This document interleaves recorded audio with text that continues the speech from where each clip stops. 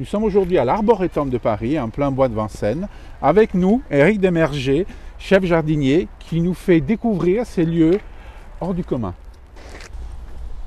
Donc, on reviendra ultérieurement pour s'attarder un peu plus sur cette zone humide et son écosystème. Voilà, donc des arbres, nous avons les genres principaux qui sont représentés ici. Nous avons le genre Nyssa. Le Nyssa, qui est le plus connu, c'est le Tupelo, donc originaire du Mississippi, qui est Tupelo, la ville de naissance, c'est le nom de la ville de naissance d'Elvis Presley. Et comment il est arrivé ici, cet arbre? Alors ce sont des arbres que nous allons nous procurer de différentes manières. Bien sûr, nous sommes jardin botanique, alors on va commander des semences par le biais du réseau des index séminum, enfin le biais du réseau des jardins botaniques, à travers le monde entier. Et puis nous faisons de la multiplication, nous faisons du semis et nous pouvons ensuite les produire, soit les mettre en pleine terre ou en conteneur pendant quelques années et les installer ensuite. On achète aussi quelqueus des plants un peu plus développés lorsqu'on trouve des pépinières qui ont une bonne traçabilité. On veut savoir d'où viennent les plantes, ça c'est très important.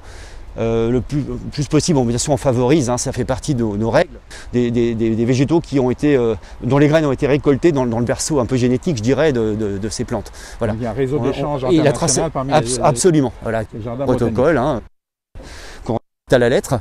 Donc on a une belle représentativité de ce genre Nyssa, on a des copalmes aussi, plus connus, on a un arbre à caramel, le Staphylium, vous voyez, qui est au bord de la pièce d'eau, dont les feuilles, lorsqu'elles tombent au sol à l'automne, sentent le caramel. C'est très sympathique, c'est un très très bel arbre, originaire d'Asie, du Japon en particulier. Un très très gros sujet d'ailleurs au bord de l'Allier, dans le parc de Vichy. Alors là, des sujets remarquables, on peut voir de très beaux sujets. Effectivement, la saison n'est pas très avancée. Voilà, on vient d'enjamber le ruisseau, qui est un endroit aussi assez bucolique et riche d'un point de vue écologique. On pourra évoquer cette vie autour de l'eau. Ce live dédié aux zones humides de l'Arboretum. On se reviendra un peu plus sur les particularités de chaque zone. On continue la visite de l'Arboretum de Paris en compagnie d'Éric, chef jardinier. À présent, nous arrivons sur la zone de la prairie calcaire. Donc c'est une prairie calcaire. Alors c'est une zone qu'on va gérer différemment au niveau de la strate herbacée par rapport au reste de l'Arboretum, c'est-à-dire que nous allons faucher, mais de manière beaucoup plus tardive. Nous ne faucherons qu'au mois d'octobre, alors que sur l'ensemble de l'Arboretum, ou quasiment, nous allons faucher à peu près vers début juin ou mi-juin, selon les conditions climatiques. Alors en plus de cela, nous allons faucher tardivement, récolter donc le matériel végétal, le foin, et confectionner des meules. Pourquoi on fait ça? Bien effectivement, ça crée une ambiance champêtre, c'est tout à fait sympathique, mais au-delà de ça, ça permet d'exporter la matière végétale, de ne pas la restituer au sol, donc de l'appauvrir, de ne pas ramener de matière organique, et de ce fait, le sol, paradoxalement, plus il est pauvre en matière organique, plus il va être riche en termes de représentativité floristique, notamment au niveau des plantes à fleurs, puisqu'elles seront moins concurrencées par les graminées qui sinon poussent beaucoup plus vite dans un sol très riche. Et donc, du fait d'avoir plus de fleurs, disons de plantes à fleurs, on va attirer aussi beaucoup plus d'insectes, fatalement. Donc c'est intéressant. Et puis des espèces un petit peu emblématiques comme les orchidées aussi, puisqu'on a quand même 7 espèces d'orchidées qu'on peut trouver sur l'Arboretum potentiellement. C'est assez variable d'une année sur l'autre, c'est des plantes assez mystérieuses, elles peuvent apparaître, disparaître, revenir quelques années après ou se déplacer. Bon, on ne maîtrise pas. Ça c'est. Voilà. Si cette année, il y en a quelques-unes. Absolument, il y en a quelques-unes, mais. Donc voilà, une gestion différente du sol, donc appauvri, pour favoriser les fleurs. On continue notre visite. Donc là, nous traversons donc encore la zone des peupliers pour arriver ensuite sur la gauche sur la zone des pterocaria, qui sont des arbres très puissants dont le système racinaire est tout à fait capable de casser des maçonneries. Ne plantez surtout pas cet arbre près de votre maison ou de votre terrasse, ça serait dramatique. Mais pour autant, ce sont des arbres à feuilles composées qui sont très beaux. Très beaux arbres. Et à côté, nous avons dans la même famille les pacaniers ou pécaniers, qui sont des arbres dont peut-être plus connus, notamment celui qui va fructifier et donner la noix de pécan. C'est le petit arbre là. Voilà, petit arbre qui est devant, voilà, c'est ça. On l'appelle aussi pacanier de Jefferson. Puisqu'il a été donné en cadeau par M. Jefferson, en signe d'amitié entre la France et l'Amérique. L'amitié historique, puisque évidemment l'Amérique a pu accéder à son indépendance grâce à l'intervention française, grâce à l'intervention de Louis XVI et de ses armées voilà, la bataille de Yorktown étant l'instant décisif. C'est vrai qu'il était un grand historien, passionné d'histoire en tout cas. Voilà, donc vous voyez sous le petit rocaria, on peut observer de nombreux rejets. Et en fait, c'est la plante qui réitère au niveau du sol, des jeunes pousses. Et si on les laisse, ça va former une forêt. À partir d'un seul arbre, on va avoir un bosquet très dense qui peut s'étendre comme ça loin et former des arbres à partir de ces rejets. Voilà. C'est de cette plante. D'autres peuvent faire ça, mais celle-ci est vraiment, c'est vraiment un de ses caractères très marqués. C'est pas un arbre qui cache la forêt, mais c'est l'arbre qui produit une Exactement.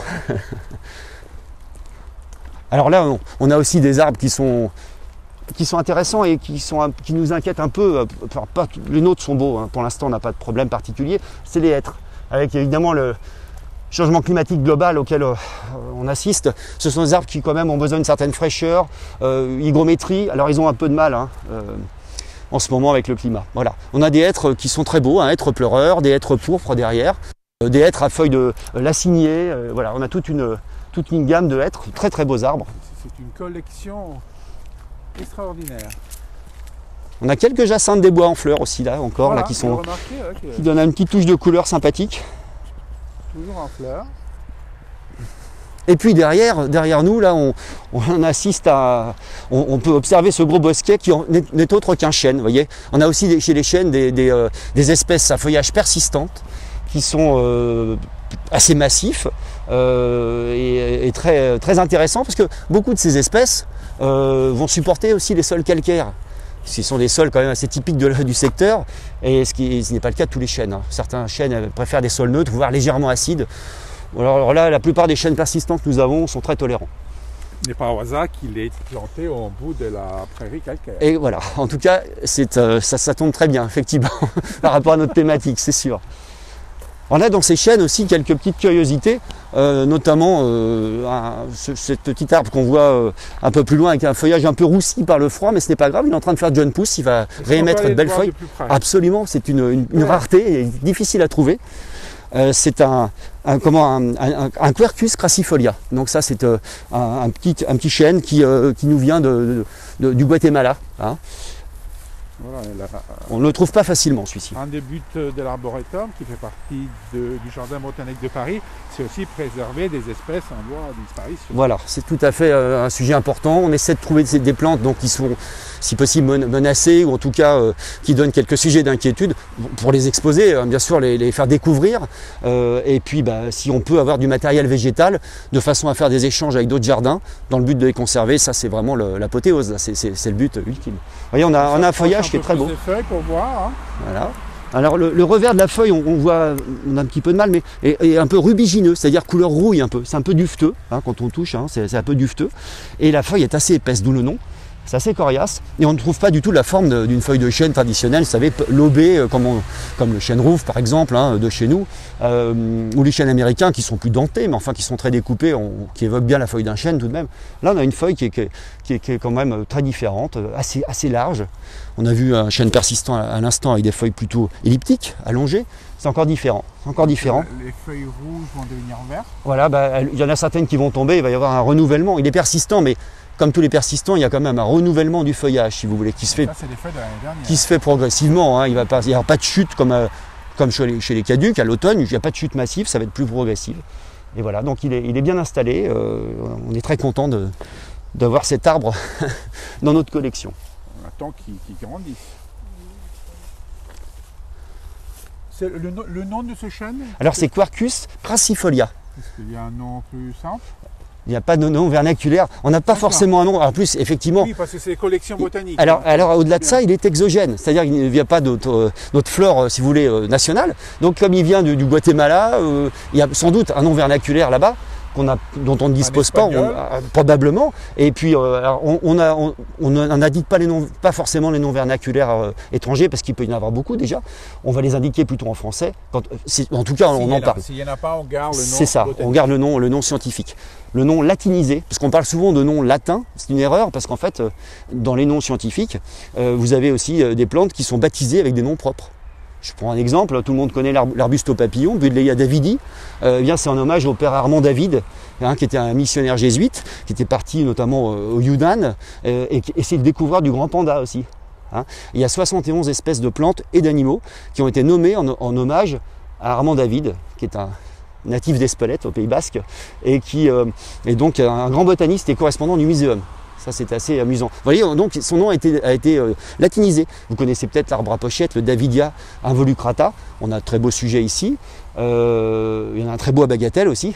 Et donc cet arbre a été nommé vraiment en tant que genre, c'est le seul. Hein. Les autres, c'est plutôt en tant qu'espèce, en hommage à Armand David. Alors, justement, en parlant du système racinaire, j'ai une question de Corinne. En parlant du système racinaire, j'arrive jamais à trouver les informations sur les racines des arbres. Existe-t-il de livres ou des sites internet sur lesquels cette information est accessible? Sur les racines des arbres, alors effectivement, bon, on sait par rapport à tel ou tel genre botanique quel est le fonctionnement, je dirais, l'organisation du système racinaire. Il y a plusieurs types d'organisation. Vous avez ce qu'on appelle les racines fasciculées, hein, qui vont rester plutôt en surface, assez groupées. Il n'y a pas vraiment une racine qui prend le dessus sur les autres. Vous avez des racines pivotantes qui sont beaucoup plus importantes, qui vont descendre plus profondément, qui vont permettre un ancrage très fort aussi. Et vous avez un peu un entre-deux sur certaines essences, hein, un mixte un peu des deux. Après, il y a certainement, effectivement, on peut trouver sur certains sites de l'information. Je n'en ai pas précisément à vous indiquer malheureusement, mais en tout cas, il faut. Oui. Remettra la réponse sur le. Mais c'est une question prépondérante pour plein de raisons, bien sûr, au niveau de l'installation de la plante, selon les conditions. Par exemple, si vous êtes en bord de mer ou dans une zone soumise à des vents forts ou à une érosion potentielle, il faut avoir des plantes qui vont être à même de s'enraciner de manière solide et fiable. Parce que sinon ça peut être dangereux. Il y a aussi par rapport à la ressource en eau, ça peut aussi avoir certaines conséquences, bien sûr, le système racinaire. L'arbre dont tu parlais tout à l'heure. Voilà. Oui, alors ça c'est par rapport aux constructions, au patrimoine, j'irais bâti, là il y a une vraie. Pas le planter juste à côté de chez soi, sinon on risque d'avoir des gros dégâts des infrastructures. On peut penser, si on a le site un peu de Siem Reap ou de Phnom Penh en tête, les fameux fromagers là, qui vont faire des contreforts très, très puissants. Là c'est vrai qu'on pense à des plantes plus tropicales, bien sûr, mais là aussi le système racinaire va avoir des conséquences vraiment énormes là sur le bâti. Ça crée le décor, bien sûr, mais bon, voilà. En tout cas, c'est important. C'est sûr que les racines sont. On pense souvent à la partie aérienne, on ne pense pas toujours à soigner les racines et par conséquent le sol, parce que ça c'est prépondérant dans l'art du jardinage ou voilà, dans la culture même des collections. Par exemple les chênes, je vous parlais des chênes persistants ou caducs, mais au-delà de ça, on parlait du sol calcaire, il y a beaucoup d'espèces qui nous viennent du sud des États-Unis, du Mexique, on parlait du Guatemala, qui supportent le calcaire. Donc c'est peut-être des arbres d'avenir et au niveau du climat, elles ont une certaine rusticité par rapport au froid, on peut avoir encore des hivers soutenus, mais supportent aussi la sécheresse et la chaleur pour beaucoup.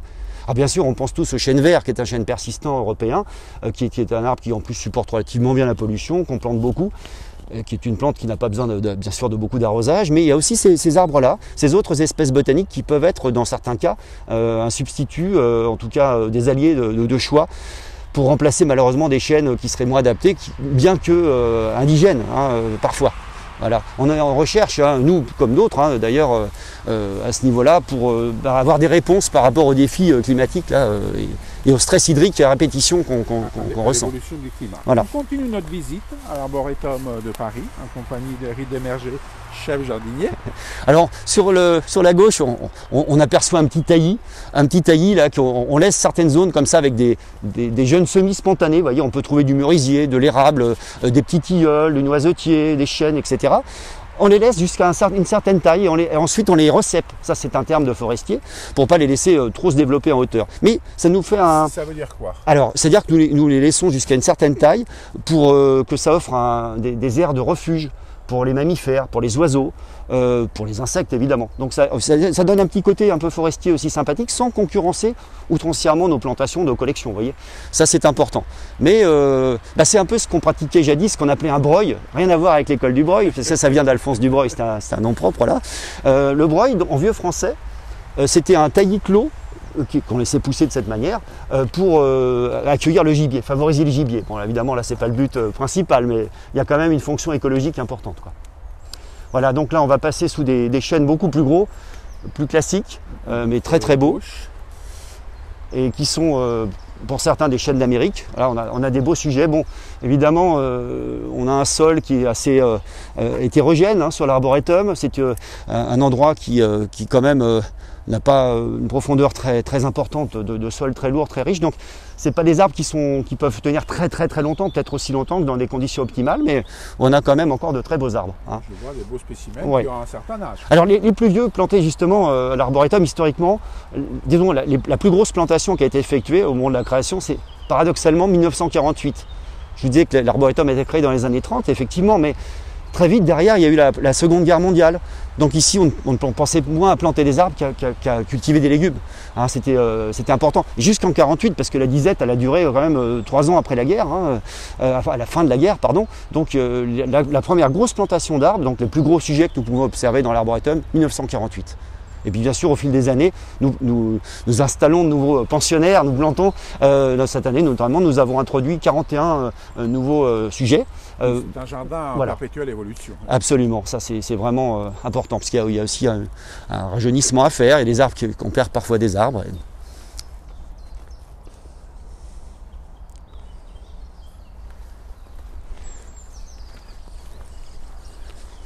Donc on disait tout à l'heure effectivement que le climat a une influence sur les arbres, on le verra tout à l'heure. Alors on a le climat, tenez, on a quelques canards colverts, un couple là, une petite canne et un canard là, juste à côté. Et c'est les mêmes qu'on a vu hier sur le lac des Minimes. Voilà, on a beaucoup d'oeaux. Bon là, ceux-ci sont un petit peu loin des mares là, ils sont étonnamment, ils sont venus se mettre au vert ici. J'ai cru comprendre que le canard colvert nidifie dans l'entreterre. Voilà, ils sont pas trop dérangés. On a très peu de chiens qui viennent dans l'arboretum. Hein, c'est pas... Donc ça permet d'avoir une certaine quiétude, une certaine tranquillité, donc moins de stress pour les oiseaux. Ah oui. Et d'ailleurs, l'an dernier, nous avons eu bien sûr il les dérange aussi, tout simplement, effectivement, un prédateur. L'an dernier, on a pu constater des changements aussi comportementaux du fait qu'il n'y avait aucune fréquentation, le lieu était fermé hein, pendant le confinement.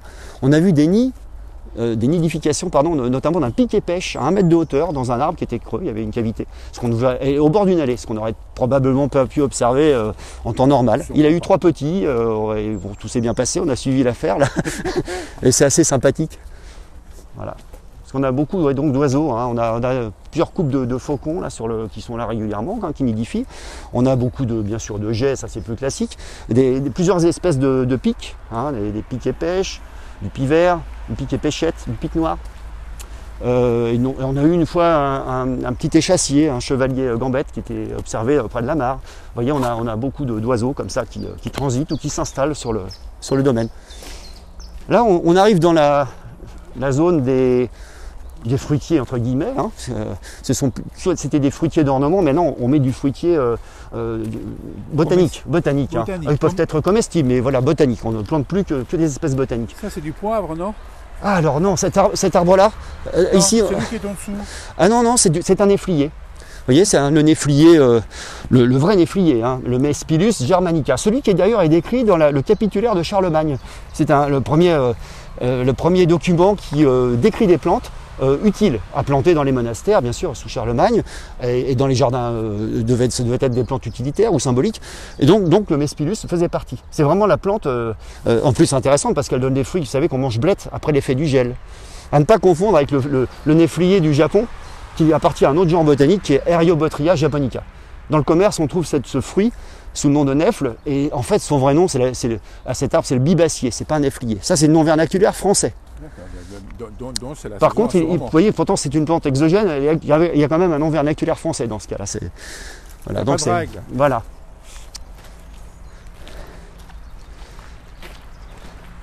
Là, on passe sous des poiriers, vous voyez, on a de très belle écorce en plaquettes, hein, parce qu'on a de belles écorces aussi. Hein.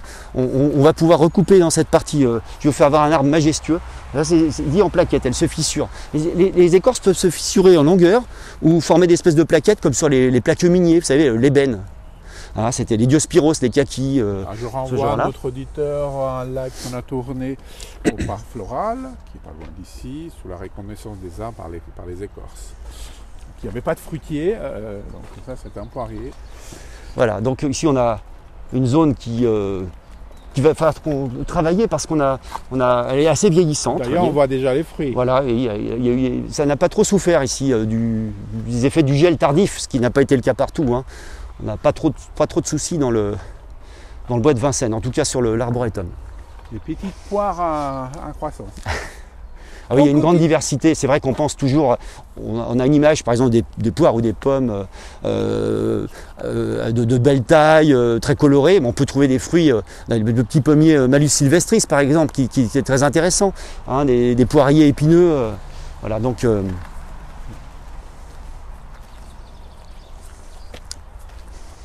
dans cette zone-là, je vous parlais de prairie tout à l'heure.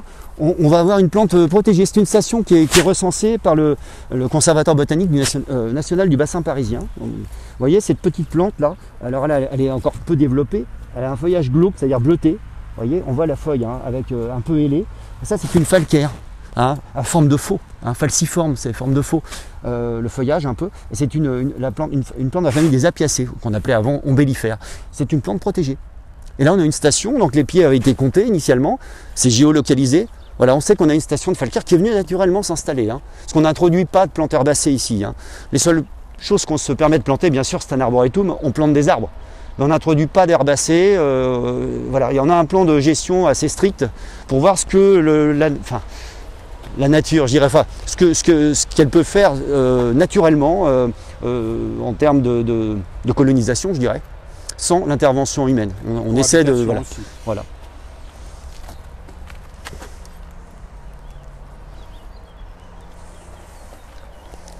Alors, il y a une question de JB. Le chêne cassifolia d'hybride avec les autres chênes européens? Non, alors, de toute façon, pour l'instant, effectivement, on n'a pas eu de fructification dessus. Il est trop jeune encore. Il est planté depuis 2 ans, donc il est encore assez jeune. Et il y a peut-être possibilité de l'hybrider, mais enfin nous, de toute façon, nous ne faisons pas de ce genre d'opération. Le but, comme je vous disais, c'est de tenir, effectivement, de ne planter, de ne cultiver que des espèces botaniques. Ça peut intéresser, peut-être ça peut, mais voilà, c'est la conservation. De l'expérimentation. Mais il y a de l'hybridation, effectivement, même naturelle de certains chênes, ça peut arriver, comme sur certains conifères ou d'autres plantes. Ici, nous avons des sorbiers qui sont de belle taille, même ils sont en fin de vie, hein, mais enfin, on les conserve tant qu'on peut parce qu'on a des troncs quand même assez conséquents. On en a un à gauche, on en a un autre à droite, vous voyez, qui est encore plus gros. Alors, c'est intéressant de les garder pour se rendre compte qu'un sorbier peut avoir quand même un tronc assez fort. Puis, il y a une production de bois mort, mais on ne s'interdit pas de garder un peu de bois mort, justement, pour permettre de favoriser certains insectes dits saproxyliques. C'est-à-dire qu'ils vont, être inféodés parfois à certaines espèces. Vous savez, par exemple, un chêne... champignons, je crois. Alors, il peut y avoir des champignons, on a quelques espèces de cryptogames, non pas, elles sont pas toutes néfastes aux arbres, hein, il y a quelques-uns qui sont intéressants.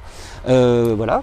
Et puis on a donc ce bois mort qui permet d'avoir une représentativité en termes d'insectes intéressante. Sur un chêne indigène, par exemple, on peut avoir de mémoire à peu près une trentaine d'espèces de coléoptères qui vont vivre sur un chêne, mort, hein, ou du bois mort de chêne indigène. Alors que sur un chêne exotique, sur un chêne d'Amérique, on verra peut-être qu'une ou deux espèces d'insectes. Vous voyez la différence? Mais cela dit, on ne s'interdit pas de les planter, mais pour vous dire qu'il est quand même important de cultiver nos indigènes. Ça, c'est primordial aussi. Je renvoie nos auditeurs sur notre chaîne Paris Nature, où vous pourrez trouver un live aussi sur les insectes qu'on a tourné au Parflora il y a quelques temps, et on parle des coléoptères. Voilà, on a un tout petit sujet, on l'aperçoit, vous voyez, qui est devant nous. C'est un petit sorbier, là. Ah oui, c'est assez étonnant, à feuilles d'aulne. Donc son nom, c'est Sorbus alnifolia. Voilà, il a des petites feuilles rondes, un peu comme on verrait sur un aulne de cordée, si on veut, mais elles sont un peu dentées. Pour autant, c'est un sorbier, très très sympathique. Voilà, donc un renouvellement permanent de plantes. Et puis les tout petits sujets que nous avons, ce sont aussi des sorbiers, vous voyez, mais ce sont des sorbiers hybrides. On parlait d'hybridation actuellement, là, il y a quelques instants, pardon. C'est un sorbier hybride qu'on trouve en forêt de Fontainebleau. Hein, les petits sorbiers que vous voyez, voilà, donc c'est issu de semis, on les a semés. On a eu les graines dans un jardin de collectionneurs, hein, elles n'ont pas été prélevées à Fontainebleau. On ne prélève pas comme ça sans autorisation. Et du coup, on a des petits sujets là qui sont en train de se développer de manière naturelle, parce que je n'en ai pas parlé, mais nous ne cultivons pas, nous ne plantons pas d'arbres, le moins possible, en tout cas d'arbres sur tige. Ça, c'est formé pour la voirie, on relève les couronnes pour pouvoir passer dessous. tant pour les piétons que pour les véhicules. Nous, ce qu'on veut, c'est des arbres. Vous voyez, ici, on peut voir avec des branches basses, même si elles touchent le sol, il peut y avoir des pores non cépés, ça ne nous pose aucun problème. On veut un port naturel. Et chaque arbre a son caractère qui lui est propre, hein, bien sûr. Donc, c'est assez intéressant de les voir pousser de cette façon. On n'est pas forcément toujours habitué. Cet arboretum est aussi un lieu de promenade, un lieu pour faire du sport. Nicolas apparemment le traverse régulièrement. Et il nous demande s'il existe un guide de ce parc, un plan avec tous les arbres, toutes les espèces mentionnées. Alors, on peut avoir ces renseignements par le biais du Jardin botanique de Paris. Hein. D'accord, donc je vous renvoie sur paris.fr. Voilà. Jardin botanique de Paris. Alors, bien sûr, on a vu tout à l'heure à l'entrée, on a un plan, mais qui est quand même assez, qui représente seulement quelques espèces d'arbres remarquables. On a des visites guidées aussi qui sont organisées. Ça, voilà, c'est vrai que ça demande. Au déconfinement, il y a des visites guidées qui seront organisées, qui ont été organisées, qui seront et le seront. Alors donc on vous invite toujours à nous suivre sur nos réseaux pour connaître les dates de ces visites. Là, nous arrivons sur la partie supérieure de l'arboretum. Vous voyez, on a une petite collection historique d'aubépines. Les aubépines, hein, c'est le genre Crataegus. C'est un groupe très important. C'est tout à fait. Et alors, les fruits peuvent se manger. Pour certaines, elles sont même succulents. Alors, il y a une pépinière qui est spécialisée, qui a une collection agréée en France, agréée par le CCVS, Conservatoire des collections végétales spécialisées, qui est l'organisme, l'association qui décerne ces agréments en collection. Nous avons comme ça, au Jardin botanique de Paris, plusieurs collections qui sont labellisées CCVS. Notamment, je pense au pélargonium du parc floral. Vous avez sans doute découvert cette collection. Et puis bien d'autres. Hein. Donc elles sont labellisées, elles sont auditées régulièrement. Hein.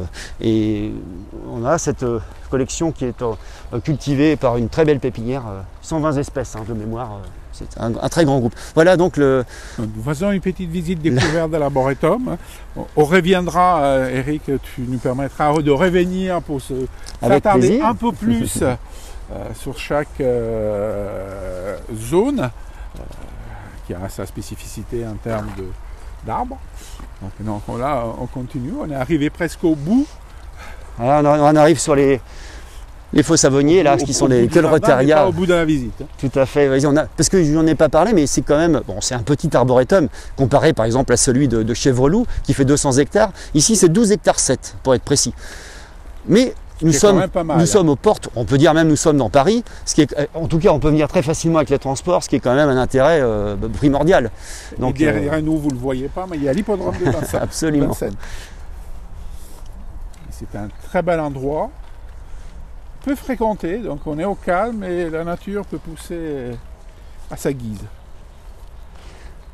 Alors si vous arrivez par le RER de la ligne A Joinville, station Joinville, vous rentrez directement, on a de nouveaux accès qui sont possibles depuis quelques années, vous rentrez directement dans l'arboretum, ce qui vous permet en le traversant de rejoindre le plateau de Gravel et il n'y a pas de rupture. Vous êtes dans le bois dès que vous sortez du RER.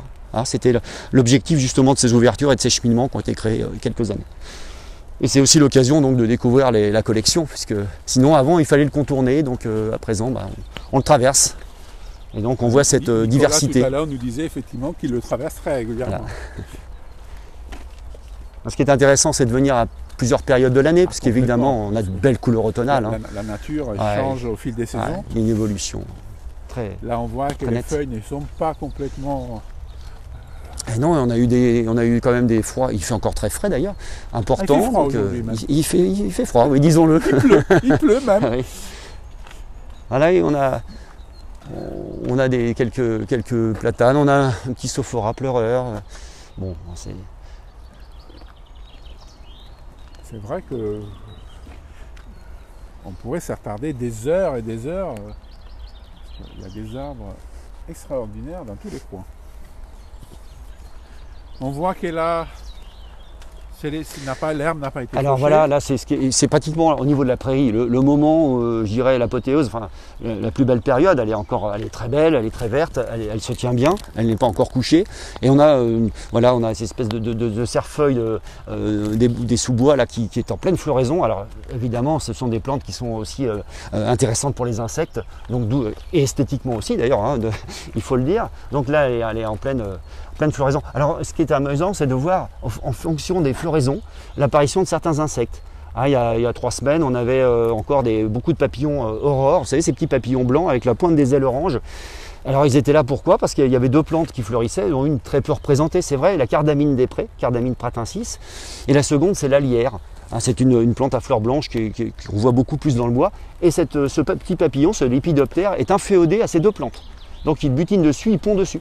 Voilà, la plante, il apparaît que dès qu'il y a les fleurs. Voilà, les plantes ont fini de fleurir, donc on voit pratiquement plus l'adulte. Enfin, on en voit encore un petit peu, mais le gros de son développement est terminé. Quel chemin? Droite, gauche?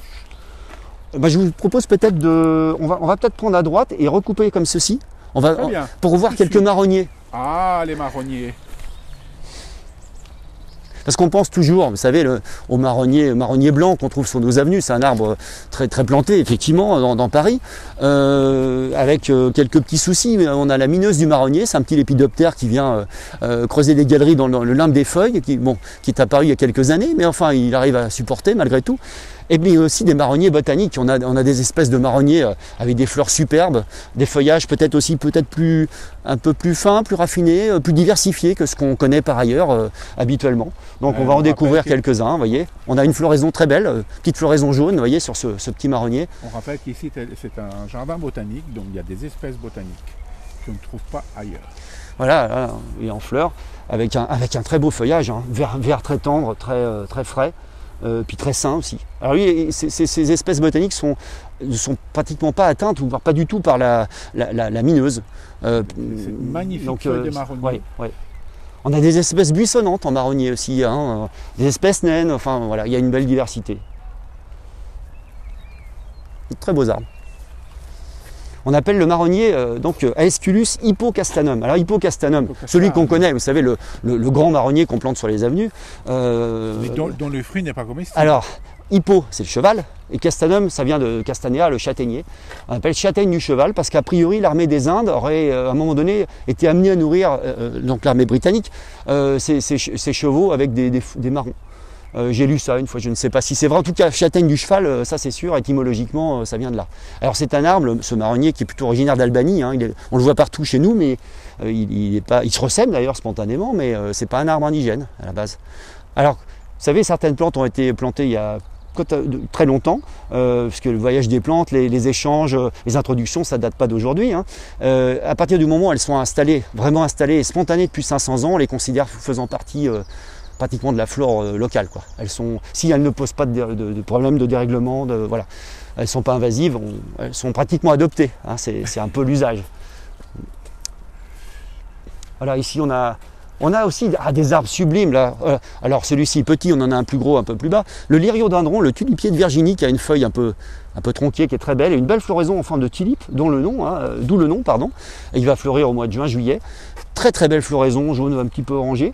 Alors lui est originaire de Virginie, hein. Mais vous avez son cousin, lyriodendron chinense de Chine. Souvent on a un écho, Amérique-Chine. Ça c'est assez amusant dans la botanique. Et puis, quand on fait face à cet arbre là en face, un peu buissonnant avec les branches basses, un peu mystérieux, ça c'est un Parosia de Perse. Il a une sublime couleur automnale, très très belle, assez variable. Absolument au mois de oui, ça c'est superbe. Et je dirais même en février, parce qu'il fait des espèces de petites floraisons rouges, un peu comme du velours, des petits pompons. C'est très discret, c'est assez confidentiel, mais c'est très très beau, très très beau. Le rendez-vous est pris. Voilà. Sinon, vous allez avoir bientôt la floraison du Parotiopsis.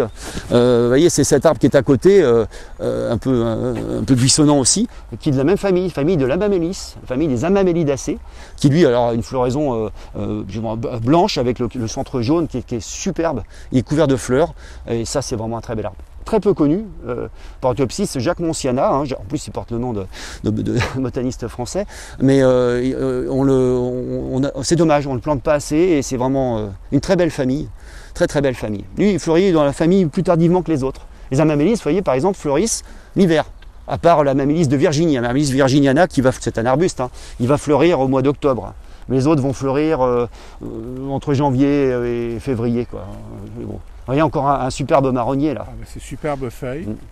On a beaucoup de représentants vraiment intéressants, là, de différentes. Qu'est-ce qu'on a ici à droite avec C'est un marronnier rouge, vous voyez, encore un autre Là, c'est un cultivar par contre cette fois-ci. Nous étions sur du botanique là, mais là on arrive sur des variétés horticoles qui sont très belles aussi. Dans les carnéas et ce genre de variétés. Beaucoup ne donnent pas de fruits d'ailleurs. C'est intéressant parce que d'avoir des marronniers qui ne donnaient pas de fruits, ça évite lorsque vous les plantez sur voirie d'avoir des fruits qui tombent sur les gens, sur les voitures.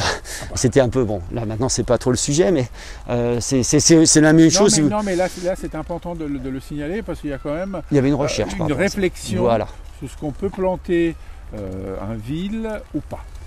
Vous connaissez l'arbre 40 écus, le ginkgo, c'est pareil, on plante que des pieds mâles, bon ils sont greffés en général, pour éviter d'avoir les pseudo-fruits, parce que c'est pas vraiment des fruits, c'est une plante archaïque qui tombe au sol. C'est très glissant, c'est extrêmement malodorant et voilà. C'est dangereux pour les piétons. Ça peut être dangereux. Donc voilà, là, toujours une réflexion on sélectionne. Par les... Là sur la droite, on a la zone des moracées. Alors les moracées, ça vient de morus. M-O-R-U-S, le morus c'est le mûrier en fait. Donc ce sont des arbres qui sont superbes, on connaît le mûrier noir notamment, le mûrier à papier, ça c'est le broussonesia, ça appartient à un autre genre botanique, et qui a une très belle floraison tout à fait étonnante, et puis bien sûr les figuiers. C'est l'élément le plus, le genre le plus connu peut-être avec les mûriers, c'est le figuier. Donc le genre Ficus, alors le genre Ficus comporte plus de 800 espèces. Alors des espèces qui sont réparties d'un point de vue phytogéographique de manière assez importante, beaucoup dans les zones tropicales, subtropicales, et on trouve comme ça des figuiers qui peuvent être lianescents, qui peuvent être de très grands arbres ou des petits, ou plutôt arbustifs. Angèle nous pose la question, pourriez-vous nous redonner les différences entre une variété botanique et une variété horticole?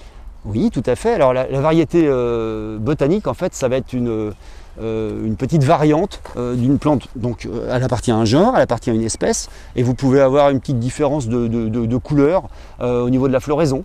Disons par exemple l'espèce type va fleurir bleu, on peut avoir une forme ou une variété à forme blanche. Mais c'est toujours le même genre, elle appartient toujours à la même espèce à la base. Alors qu'une forme horticole, une variété horticole, ou un cultivar, on appelle ça aussi un cultivar, eh bien c'est une plante qui a été soit sélectionnée par l'homme, et donc après multipliée de manière végétative en général, soit obtenue par greffage, voilà, donc c'est de la sélection ou de l'hybridation, ou hybridée avec une... Voilà, c'est un hybride, c'est encore différent. Mais il y a une manipulation humaine, si vous voulez, quand on parle de variété horticole. Donc ça peut être pour avoir des fleurs plus grosses, simplement. Pourquoi pas plus odorantes, bien sûr, pour ce rosier. Il y a beaucoup de cultivars, il en sort tous les jours des quantités phénoménales, nouvelles variétés horticoles. Et puis voilà, la différence, c'est ça. C'est la manipulation de l'homme. C'est ça, là, il y a une intervention humaine, voilà. Absolument. Merci Eric, on continue cette visite de l'Arboretum de Paris. Donc là, on a quelques arbres encore en fleurs, là, enfin bientôt en fruits. On a des frênes, on a un petit frêne. La zone des frênes est plus bas dans l'arboretum, mais c'est un arbre qui est très beau, le frêne, qui peut être un peu problématique parce qu'il peut être très allergène aussi. Avec son pollen qui est assez agressif, bon, comme le bouleau me direz-vous, on a un vrai problème aussi avec les cyprès de Provence, là aussi c'est peut-être dû au changement climatique. Il se trouve que le frêne est victime de la calarose, c'est une maladie qui décime nos populations de frênes, je crois qu'ils l'ont aussi en Amérique, et c'est un vrai problème parce qu'on a beaucoup de production de bois mort, des descentes de cimes, des arbres qui finissent par mourir, et voilà, il y a beaucoup de menaces, un certain nombre de menaces sur les arbres, malheureusement. Et donc il y a quelques espèces qui probablement seront plus résistantes. On a je crois évoqué les ormes. On a trouvé des réponses avec des ormes qui sont parfois originaires de Chine. On a quelques sujets ici. Il y avait d'ailleurs une plantation expérimentale qui a été installée dans le bois de Vincennes dans les années 80 avec des ormes de Chine. C'était une Ulmus shenmui qui réagit bien par rapport à la graphiose, à la maladie hollandaise si vous voulez. Donc évidemment c'est pas l'orme indigène, la feuille est un peu plus grosse, mais on a une réponse quand même par rapport à cette famille qui est une famille superbe, très belle facture. Et c'est vrai que ce sont des arbres vraiment omniprésents dans le paysage. Ils ont disparu, c'est dramatique, ça faisait partie intégrante des paysages de campagne. Et, voilà. Parfois, on peut avoir un de ces ormes qui va tenir, on ne sait pas très bien pourquoi. Comme avec les buis, vous savez, on a la fameuse spirale sur les buis, ce lépidoptère qui va défolier le buis à plusieurs reprises dans la saison. Totalement ravagé le buis en France. Jusqu'à le faire disparaître. C'est un drame d'ailleurs dans les jardins historiques. Ah oui, tous les châteaux sont c'est vraiment un problème. Et aussi le musée Carnavalia, pareil, qui a replanté tout son jardin à Renaissance. Absolument. Alors il y a quelques variétés qui seraient un peu plus résistantes parce que, notamment, je parlais de collection, il y a une collection agréée qui je crois, présente à peu près 200 variétés de buis différentes. parce qu'on connaît le buis à bordure, on connaît le Buxus rotundifolia, donc le Sempervirens avec des grosses feuilles, qui est un petit peu plus, peut-être un peu plus résistant. Le buis des Baléares, qui est une espèce botanique, mais il y a aussi des variétés de buis voilà, qui existent, qui peuvent être parfois plus résistantes. Mais le buis à bordure, on n'arrive pas à le remplacer réellement par autre chose que d'autres espèces botaniques, et c'est quand même pas la même plante, il n'y a pas non plus l'odeur, le buis a une odeur très marquante, voilà, donc c'est des sujets aussi qui posent problème. Ça peut devenir des arbres. Nous on a un sujet très très gros avec 3 troncs dans le square Carnot, qui est près face au château de Vincennes, sur l'avenue Doménil, à côté du quartier Carnot, la garde républicaine, hein, le régiment à cheval de la garde républicaine, voilà. Très très beau sujet. Alors, est-ce qu'il existe un traitement préventif contre la pyrale du bois? Alors, contre la pyrale du buis, ce qui est utilisé, c'est le Bacillus thuringiensis, le bacille de Thuringe, qui est un produit qui est agréé bio, hein, qu'on peut mettre par pulvérisation donc, sur les plantes régulièrement pour neutraliser les chenilles. Hein, mais ça, sinon, Après, il y a aussi une technique plus... pas des hectares ou des kilomètres tout au moins de bordures de buis, les enlever à la main. Alors évidemment, si on a un ou deux buis en pot, c'est tout à fait possible de les enlever à la main. Dans un grand château, mais dans un jardin historique, c'est impossible. On appelle ça la lactospéine, ce produit également. Alors, donc, je vous rappelle que Éric Demerger est chef jardinier à l'Arboretum de Paris. Là, on passe près des... le plaisir de nous guider à cette visite découverte. J'espère que tout nous invitera. Avec grand plaisir. Pour venir, pour être un peu plus sur des zones, sur des thématiques. On reviendra, je pense, courant juin pour les zones humides, là où il y aura des floraisons. Voilà, les floraisons. Et puis, on verra aussi, sans doute, j'espère, en tout cas, quelques insectes inféodés à ces zones. Je pense aux odonates, c'est-à-dire les libellules, les agrillons, les demoiselles, entre autres, qui sont des insectes passionnants et dont on a une très belle représentativité sur l'Arboretum, puisqu'on a à peu près 35 espèces qui ont été observées sur une soixantaine présentes sur le territoire national, ce qui est quand même un joli record, je dois dire. Donc il y a quand même c'est un écran de biodiversité. En tout cas, voilà. Oui. Alors là, on arrive dans la zone des conifères et je ne résiste pas à vous présenter un pin qui s'appelle le pin Napoléon. C'est d'actualité. C'est d'actualité. Voilà. Mais ce n'est pas en référence à l'empereur Napoléon Ier, c'est en référence à l'aiglon. Alors vous allez me dire pourquoi? Parce que quand je vais vous expliquer que ce pin nous vient de Chine. Vous voyez, alors, comment un pin des Chines peut s'appeler Napoléon? Eh bien en fait le découvreur de cet arbre, celui qui l'a baptisé en référence, en hommage à l'aiglon, l'a fait au moment ou peu de temps après la mort de l'aiglon, qui est mort très jeune. Hein. Voilà, donc c'est cet arbre je vous en parle parce qu'il est très beau. Il a une écorce remarquable qui n'est pas sans évoquer celle des eucalyptus. Hein. Elle se desquame avec des plages de couleurs sublimes. Couleur un peu bleutée, bleu. Voilà, et puis vous voyez là, il pousse avec en CP quoi, plusieurs troncs. Parce que souvent les pins, on les a en tête avec un tronc unique. On les a derrière. Voilà, on a l'image de la pinette des Landes où bien sûr il y a beaucoup de diversité dans ce groupe. Mais en plus il supporte les sols calcaires. Donc il a pratiquement que des intérêts. Et il est sublime, sublime. Et c'est un seul arbre, on rappelle. Voilà, c'est un seul arbre. Voilà, un seul sujet. On a des arbres très intéressants aussi derrière. Là, ce sont les libocèdres. Pardon? Qui a presque la forme d'un... Absolument, oui. Alors là, il peut être encore plus gros. On a un très très beau sujet au parc de la Tête d'Or à Lyon aussi, qu'on peut observer. Et puis en Bretagne, vous avez dans les jardins, le climat leur plaît bien aussi, il y a de très beaux conifères, qui sont notamment celui-ci. Mais là, il réagit bien. Hein, dans la région, il est tout à fait coopératif. On voit. Ici, vous avez un petit bosquet de libocèdre de Californie. Le libocèdre, c'est un arbre très colonnaire, très joli. C'est un lieu de promenade pour les enfants aussi qui s'approchent de nous. Donc.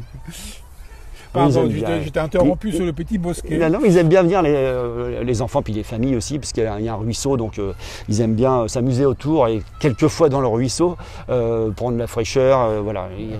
Plonger un peu dedans. Ouais, un petit peu. Chose qu'on rappelle est interdite. Voilà, ici, vous voyez, on parlait tout à l'heure de cultivars, de variétés horticoles. Vous voyez le libocèdre qui est derrière, très colonnaire, ça c'est la forme telle qu'on peut l'observer dans la nature. Et ça, ici, vous voyez une forme donc artificielle, travaillée par l'humain, qui est panachée. Hein, c'est une forme variegata, Oreo variegata qui est doré en extrémité. Alors il est un petit peu souffreteux, il a un petit peu de mal. Celui-ci. C'est sa couleur naturelle. Non, justement. Ah, c'est une obtention. Hein, contrairement à la forme naturelle qui est derrière, qui est d'ailleurs beaucoup plus colonnaire. C'est la forme naturelle de cet arbre. Voilà, la couleur naturelle, il est tout vert. Vous voyez, c'est celui qui est derrière. Là, c'est un cultivar, une forme horticole, ça. D'accord. Là, la différence, vous voyez, de ce qu'on peut rechercher comme effet, par exemple, effectivement, c'est.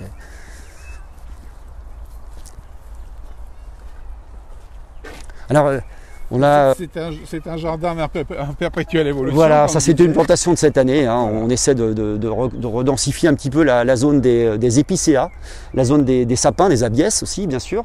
Et puis les pins, on travaille les pins. On a aussi des séquoias.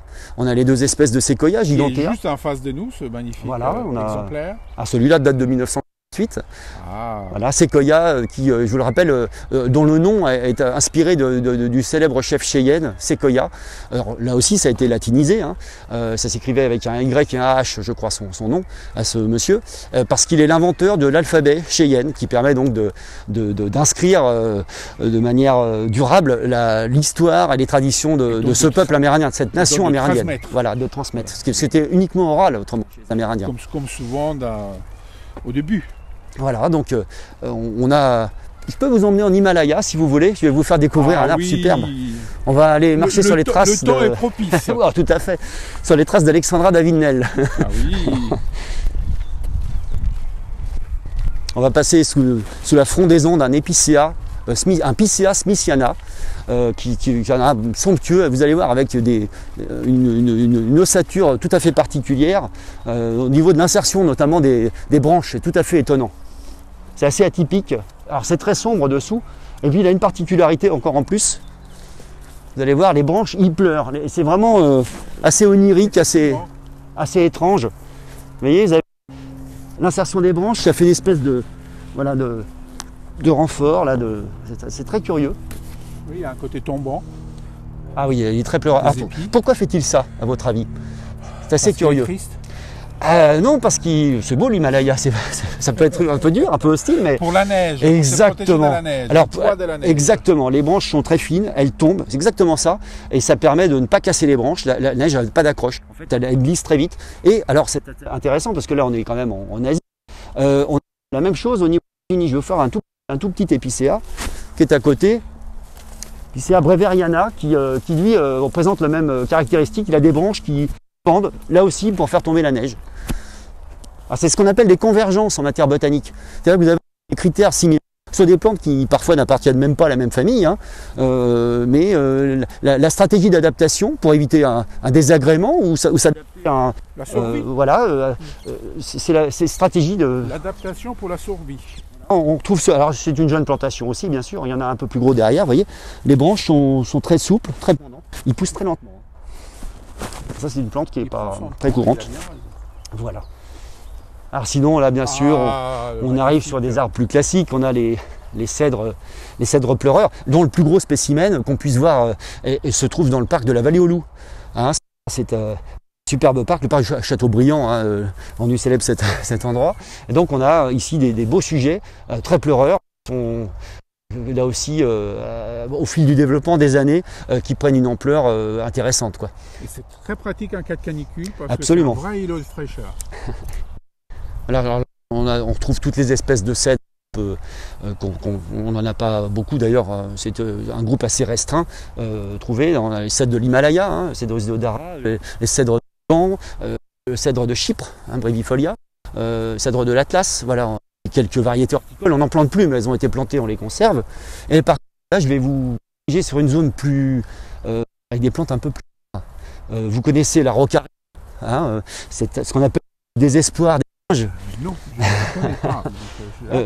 Qui est un fantaisiste, hein, parce que la rocaria en question pousse aussi, dans la région des Araucans, qui était une tribu aussi, une nation américaine, mais était tout à fait, absolument pas peuplé par des singes et des primates. Hein. Donc désespoir des singes, on se demande, c'est un nom parce qu'en fait ils piquent, donc on ne peut pas grimper dedans. Alors ça c'est l'espèce classique, je dirais, qui est assez connue, très graphique. C'est des arbres qui sont très beaux. Mais il y a une espèce qui est beaucoup moins connue, elle commence à être un peu plantée. C'est l'Araucaria angustifolia. Lui, il nous vient donc du Chili, et l'angustifolia nous vient de la Mata Atlantica, donc du Brésil. On a un petit sujet, vous voyez, sur la gauche. On va retrouver. Alors c'est pareil, c'est des feuilles un peu en écaille, hein, un peu piquantes, mais elles sont un peu plus fines sur celui-ci.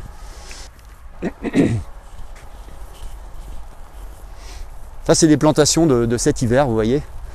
Enfin, pour celui-ci en tout cas. Oui, un jeune sujet qui commence à faire. Issu de semis, hein, d'ailleurs. Toujours. Voilà, ça, celui-ci, c'est un de nos professeurs qui m'avait ramené un fruit. Est-ce qu'il n'y en a pas au Madagascar aussi? Alors, il y a des espèces d'Araucaria, vous en trouvez en Nouvelle-Calédonie, par exemple, des espèces antiques également. Là, je crois de mémoire, une dizaine d'espèces dans le monde, 10 ou 11. C'est un peu, mais c'est plutôt de rustique. Il y a donc l'Araucaria qu'on vient de voir du Araucaria angustifolia, éventuellement Araucaria bidwilli. Je peux voir un ou deux sujets plus sur la rivière. Ici, au froid. Hein. Il y a un beau sujet au parc Phoenix, d'Araucaria bidwilli, dans la Riviera, on en trouve aussi. Et peut-être, on pourrait peut-être le cultiver éventuellement en façade atlantique, vers le Cotentin, éventuellement vers le Finistère, vous voyez, dans des zones comme ça qui jouissent d'un microclimat. Je pense à l'île de Bas en particulier. Alors une autre plante qu'on commence à trouver maintenant depuis peu, qui était une plante qu'on avait pensé disparue, qui a été retrouvée dans le Queensland. Voilà, c'est le volet. Là, on a planté 3 sujets.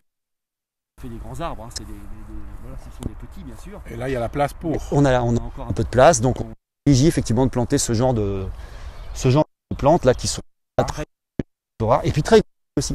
C'est vrai que le feuillage nous change un peu de ce qu'on voit nous dans nos forêts, hein, que ce soit les épicéas, les pins, les pseudotsugas et ce genre de choses, enfin de forêt ou parc. Hein.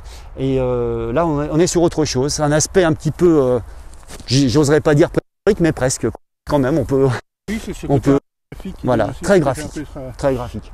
Préhistorique. Je vous rappelle, nous sommes à l'Arboretum de Paris, en compagnie d'Éric Desmerger, chef jardinier de l'Arboretum, qui nous fait découvrir ce monde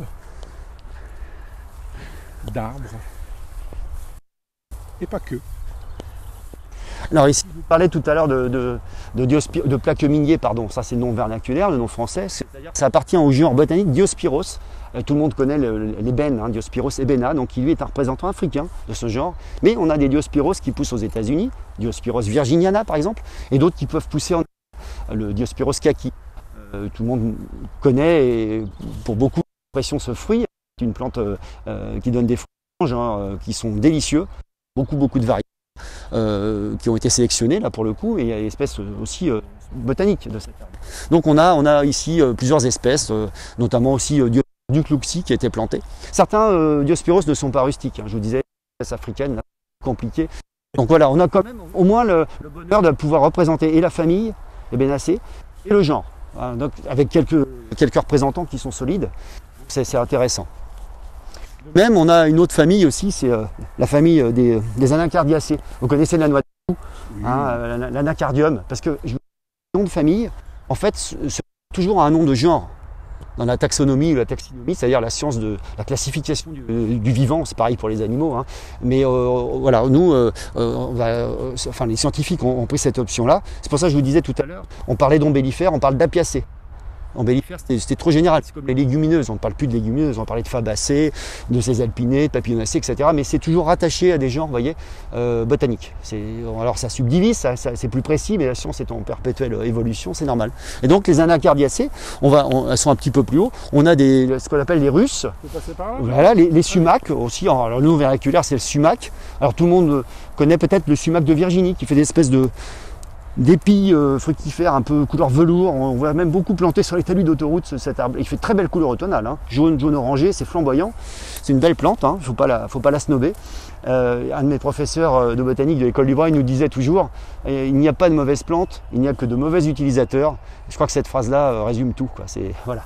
Et effectivement, ici, on a un très bel arbre, vous voyez, qui est en train de débourrer. Alors le débourrement, c'est l'apparition des feuilles, hein. C'est l'explosion des bourgeons au printemps. Et là, il commence à faire ses feuilles. C'est le russe potanini. Donc c'est cet arbre qui, vous voyez, de comment se former, se renseigner, je vous invite à aller regarder sur le site de l'école du Breuil qui propose des formations en botanique. J'étais interrompu, pardon.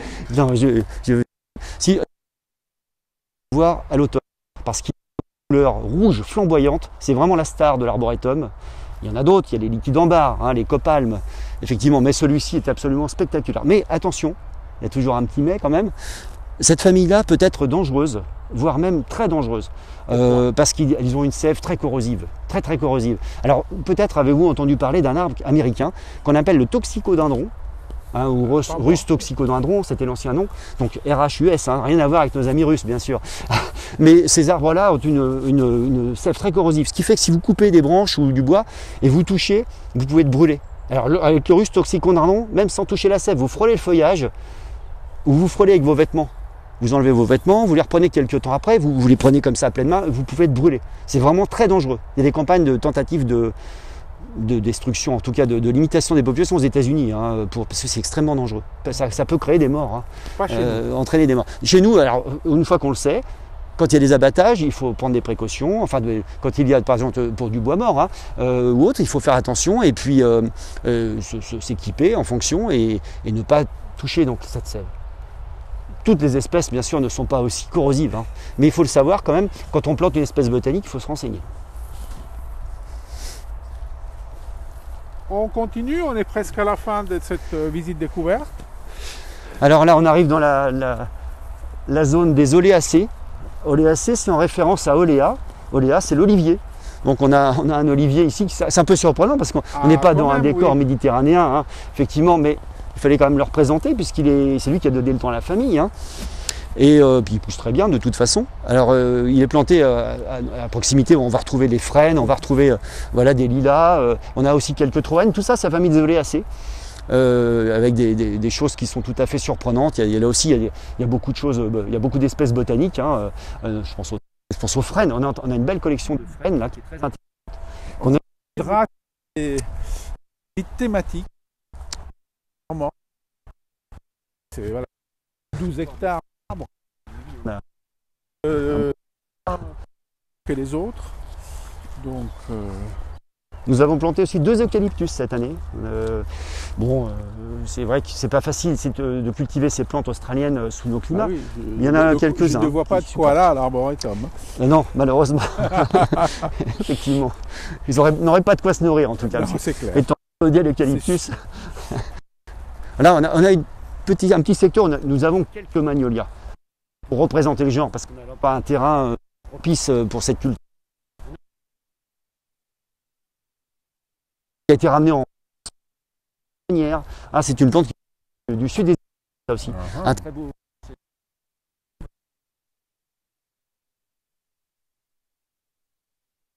Des magnolias, vous savez, qui est dressé. Alors que ça, notamment asiatique, ont des fleurs pendantes.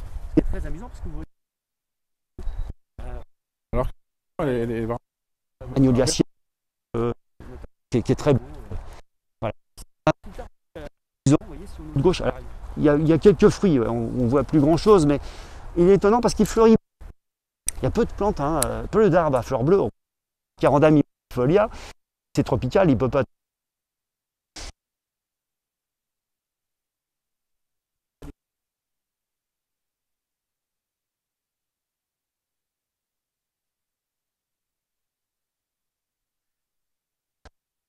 Très résistant, et alors c'est vraiment un joli petit arbre qui est plutôt originaire du bassin parisien. C'est un mélia, il a donné nom à la famille, méliacée.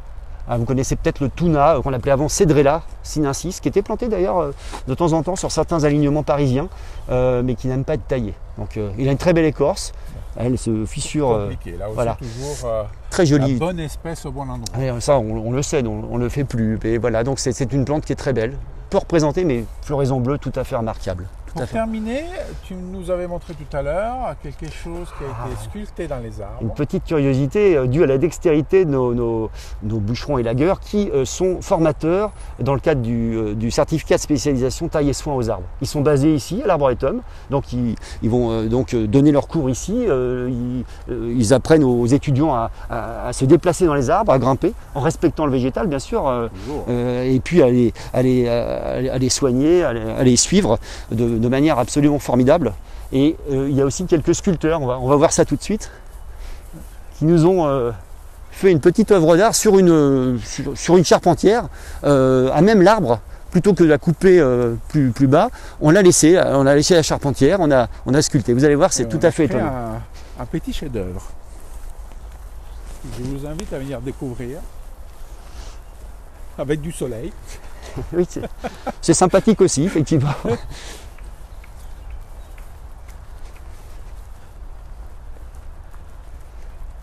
Voilà.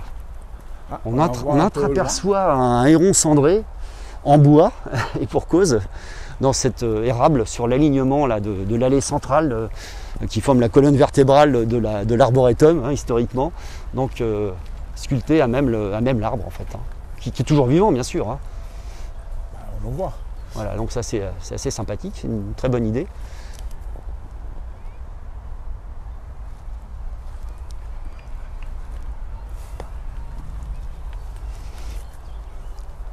Alors on peut voir aussi sur certains arbres, on en voit quelques-unes ici, mais des cavités. Alors ça c'est très précieux parce que vous savez qu'on a aussi des espèces animales cavicoles, et non pas cavernicoles, cavicoles, qui donc vont nicher dans ces cavités. Bien sûr on a cité tout à l'heure les pics, mais on a les écureuils également, et puis plein de petits oiseaux qui apprécient ce genre de gîte, et pour qui c'est même indispensable. On a aussi des perruches à collier, ça c'est une espèce exogène qui est arrivée plus récemment, qui les concurrence un peu. Voilà, donc on conserve aussi les arbres avec des cavités. Et c'est ici qu'on va se quitter. Un grand merci à Eric Demerger, chef jardinier de l'Arboretum de Paris. C'est avec plaisir. Le rendez-vous est pris pour d'autres visites thématiques. Une très belle journée à tout le monde. Au revoir. Au revoir.